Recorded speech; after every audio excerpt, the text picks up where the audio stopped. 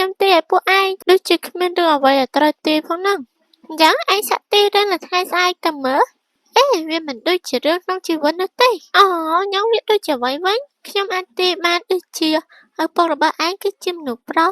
និងម្ដាយរបស់ឯងគឺជាមនុស្សស្រីនេះមិនមែនជាពាក្យអត់បានការទេឬនេះដូចជាអ៊ូសាឈីនិយាយត្រូវដែរតាឪពុករបស់ខ្ញុំជាមនុស្សប្រុសហើយម្ដាយរបស់ខ្ញុំជាមនុស្សស្រីខ្ញុំអាចទីថាឯងនៅទូចមិនខ្ពស់នោះទេមែនហើយខ្ញុំអាចទីបានថាប៉ាម៉ាក់ឯងរៀបការក្នុងថ្ងៃតែមួយ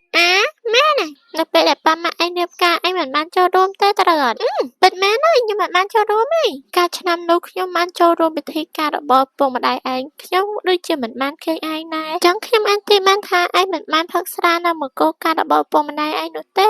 ហើយក៏មិនបានចងដៃនោះដែរអូម៉ែអើយឯងគូសចោលជីវិតឲ្យខ្ញុំវិញម្ល៉េះឯងទុកចិត្តចុះសាជីវិតរបស់ខ្ញុំនឹងការពារឯងឲ្យរស់រហូតដល់ថ្ងៃដែលឯងស្លាប់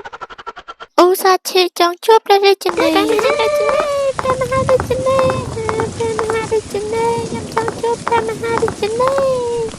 ឈប់ព្រះមហារាជណាខ្ញុំចង់ចូលស្គាល់ទ្រង់ព្រះមហារាជណា